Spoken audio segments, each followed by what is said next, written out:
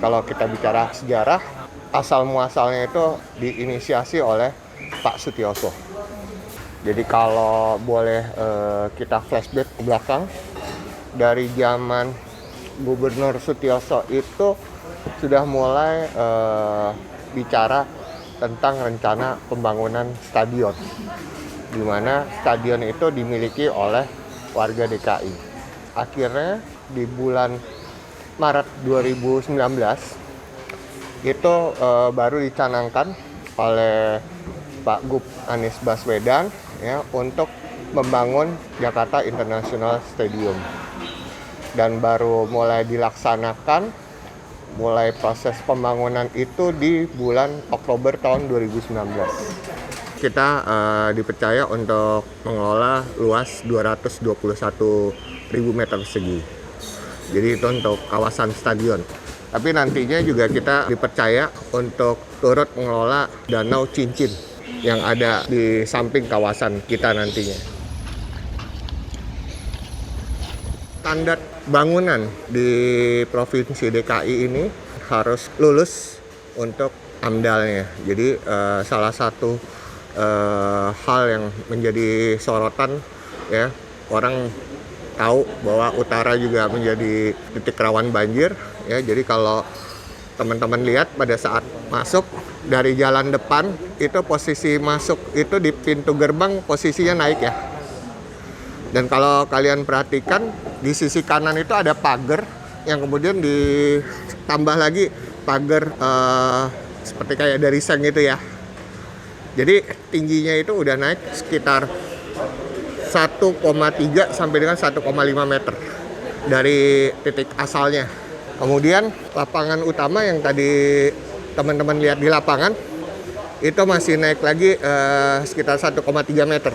Itu untuk drainase, kemudian untuk struktur daripada rumput. Konsep kita mengaplikasikan rumput hybrid yang menjadi standar FIFA.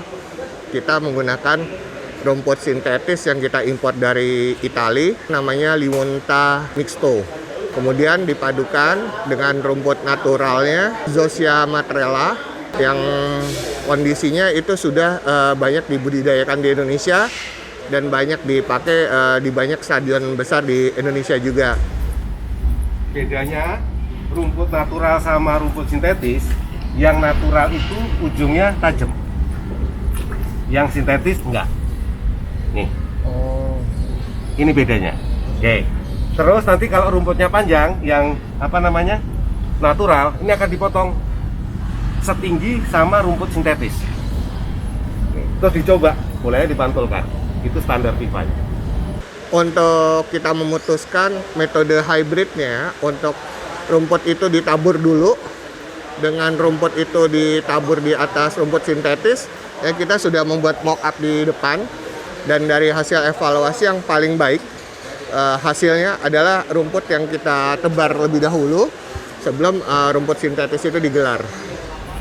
Ini cara penanamannya adalah Zosia matrella, rumput naturalnya duluan, ditabur bibitnya, baru ditimpa oleh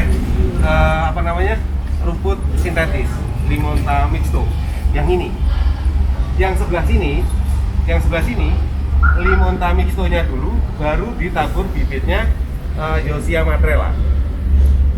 Sama-sama hybrid, cuman dua pola ini berbeda. Kenapa harus pakai mock-up? Kita pengen tahu yang cocok yang mana yang bisa digunakan di Indonesia. Dan ternyata yang digunakan adalah yang ini, yang naturalnya dulu ditaburkan bibitnya, baru digelar rumput sintetisnya. Gitu, karena kita lihat pertumbuhannya juga lumayan cukup cepat dan bisa menembus rumput sintetisnya, dan dalam waktu 1-2 minggu udah mulai kelihatan cukup dominan. Dan keunggulan dari rumput hybrid ini dibandingkan penggunaan full rumput natural, dia bisa digunakan sampai 1000 jam. Sedangkan kalau full rumput natural itu kisarannya sekitar 300 jam.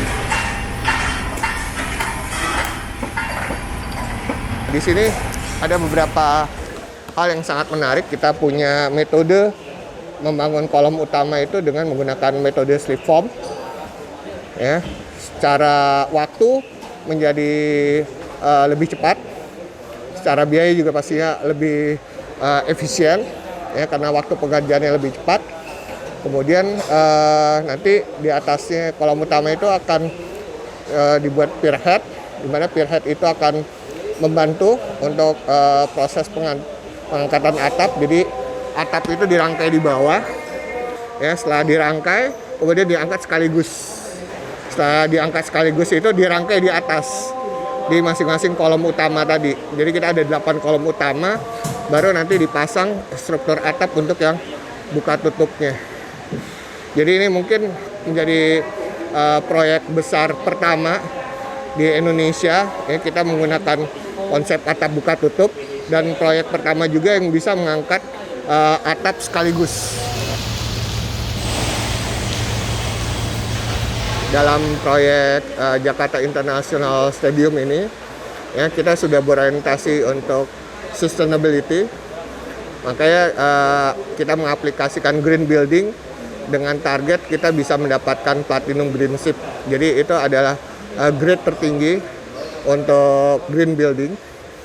Harapannya ini bisa menginspirasi banyak pihak untuk mulai membangun, untuk memikirkan sustainability. Terus kemudian kalau teman-teman lihat di depan, ya, di situ ada spanduk, ya, tentang green attitude. Jadi kita tidak hanya bicara buildingnya green, tapi attitude-nya juga harus green. Jadi semangat kita bagaimana kita meng-create healthy ecosystem, karena ini menjadi hal yang sangat penting bagi kita semua. Kemudian dari pemilihan material, kita pun juga berorientasi pada eco-friendly-nya dan memprioritaskan produk-produk dalam negeri. Jadi itu memang udah menjadi spirit kita. Dan kalau rekan-rekan lihat, mayoritas kita lokal. Kalau ataupun nanti ada tenaga asing, memang itu adalah tenaga ahli yang berhubungan dengan atap. Jumlah pekerja saat ini berikut manajemen yang ada di KSO, kita sudah di angka 2019 orang. Nantinya kita puncaknya mungkin di tahun 2021 kita bisa menyerap sampai dengan 5.000 pekerja. Jadi harapannya dari serapan pekerja itu, ya, otomatis secara tidak langsung kita turut dalam pemulihan ekonomi di saat pandemi ini, karena di era new normal ini juga menjadi tantangan bagi kita semua, ya, supaya ekonomi itu bergerak. Jadi tidak hanya dari sisi aspek para pekerjanya, tapi secara tidak langsung aspek demand and supply-nya untuk para vendor yang terkait supply maupun pekerjaan, mereka pun secara tidak langsung kan jadi hidup. Nah, itu yang sebenarnya efek domino yang kita harapkan dengan keberlangsungan proyek ini bisa berjalan dan support dari pemerintah, ya, secara tidak langsung kita turut dalam proses pemulihan ekonomi di saat pandemi ini.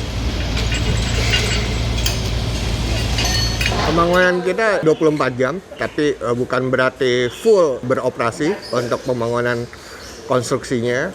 Tapi kalau rekan-rekan lihat dalam kondisi saat ini hujan, otomatis semua pekerjaan yang ada di ketinggian itu di stop. Ya, karena yang menjadi prioritas utama kita adalah keselamatan. Keselamatan itu menjadi hal yang paling utama karena kita bicara keberlangsungan daripada proyek. Jadi tidak hanya keselamatan bagi para pekerja aja, tapi dari kondisi pandemi ini juga kita tetap menjalankan protokol kesehatan, di mana pada saat awal itu kita lumayan cukup banyak pekerja yang sudah bergabung, kemudian dari di atas 1.000 itu sempat turun di angka 800 pekerja, itu dalam rangka menjalankan protokol kesehatan. Jadi untuk akomodasi para pekerja kita atur sedemikian rupa untuk ada physical distancing antara tempat tidur pekerja satu dengan lainnya, itu dijaga dengan baik untuk physical distancingnya. Kita di sini punya konsep Smart Stadium, di mana dari Smart Stadium ini kita belajar dari kondisi pandemi sekarang. Ya, ini pun juga harus kita mitigasi. Jadi orientasi kita untuk bisa support untuk konsep touchless, dan cashless. Ya, dimana nanti akan menggunakan apps ini akan mempermudah bagi semua orang yang datang ke Jakarta International Stadium. Jadi ibaratnya kalau mau nonton bola atau nonton konser, nggak perlu antri di minimarket untuk beli makanan dan minuman. Mereka cukup menggunakan apps-nya, ngambil di tempat tertentu dengan QR code, jadi nggak perlu ngantri. Ya, terus kemudian untuk masuknya kita menggunakan turnstile secara otomatis. Ya, jadi kalau tidak sesuai dengan GT tidak akan buka. Dan pastinya itu juga akan terintegrasi dengan transportasi publik. Jadi dari mulai pembelian tiket transportasinya sampai pembelian kursi makanan minuman itu bisa menggunakan apps itu, karena yang kita jual di sini adalah experience. Bagaimana kita punya harapan JIS itu bisa menjadi one stop sport entertainment. Jadi tidak hanya untuk di sepak bola aja, tapi untuk banyak kegiatan, ya, konser pun juga kita bisa, karena konsep bangunan kita sudah menggunakan akustik. Jadi bisa support untuk kegiatan konser musik. Itu mungkin yang membedakan dengan banyak stadion yang sudah ada di Indonesia. Kira-kira itu. Terus kemudian dari fasilitas stadion itu kita akan punya skydeck yang ada di atap yang bisa digunakan untuk berjalan, untuk melihat pemandangan dari atas, dari atap, dan nantinya kita akan lengkapi juga untuk bungee jumping dan flying fox. Jadi ketinggiannya di atas 70 meter. Jadi kalau tribun kita itu ada 3 tier, masing-masing 3 lantai, jadi total 9 lantai. Yang ketinggiannya itu setara dengan gedung 20 lantai. Jadi kalau kita berjalan di skydeck, berarti ketinggiannya di atas 70 meter. Jadi sekitar 75 sampai dengan 80 meter. Jadi harapannya setelah stadion ini jadi, ya kita bisa membuka banyak lapangan kerja, dan juga kita bisa menghidupkan pariwisata di Jakarta. Ya, tidak hanya bagi turis lokal, tapi mancanegara pun juga akan banyak hadir juga, karena memang menjadi hiburan yang menarik bagi kita di Asia untuk melihat stadion kelas Eropa dan Amerika. Nggak perlu jauh-jauh, cukup datang ke Jakarta, kita bisa ketemu kualitas stadion yang sama dengan di Eropa.